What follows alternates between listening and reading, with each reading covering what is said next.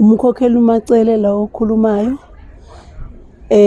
umushumayeli wethu umushumayeli uMlondo ethempelini laseMbukweni. Sihlangene ngobuhle obukhulu la sizocimelisa uBongiwe Zwane ozohamba nje khona maduze eyoshada.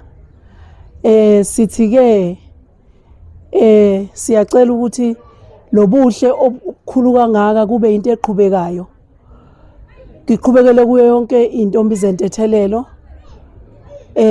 Isibusiso uNyazi wazinika lezi ingane eziyintombi zentethelelo ukuthi uyazicelela ukuthi zigane zishade ziye emzini yabantu. Sithi ke namhlanje sizophakamisa ke leso sibusiso nobuhle obuphakathi kwalomuzi waseMbukweni ukuthi kungabi into egcinayo nje, kube into eqhubekayo njalo.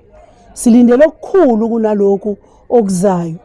Sithi ke sabantwana boNyazi siyacela ukuthi amakhosazane wonke entethelelo siyawamema ukuthi lo mcimbi eze kuwo uma ngabe kukhona imicimbi ekanje eqhubekayo. Nami ngiyazibongela ngumkhokheli wakhona la ekhaya, nami ngithi ngibonga kakhulu ubuhle obukhulu kangaka nabantu abasihambele abazosibongisa phakathi kwalomuzi. Siyacela ukuthi bahambe nabo nesibusiso somshado lo ophakathi komuzi waseMbukweni. Amen.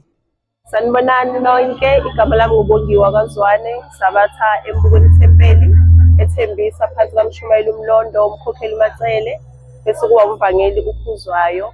Ngithanda ukubonga namhlanje kusuku lami lomcimelo. Ngicela ukubonga into enhle enkulu engiyibonayo la ngaphakathi, bengathembi ukuthi ngaba kuhle kangaka. Ngicela ukuthi lokho abakwenze kimi baqhubeke bakwenze nakwabanye. Ngiyabonga kakhulu.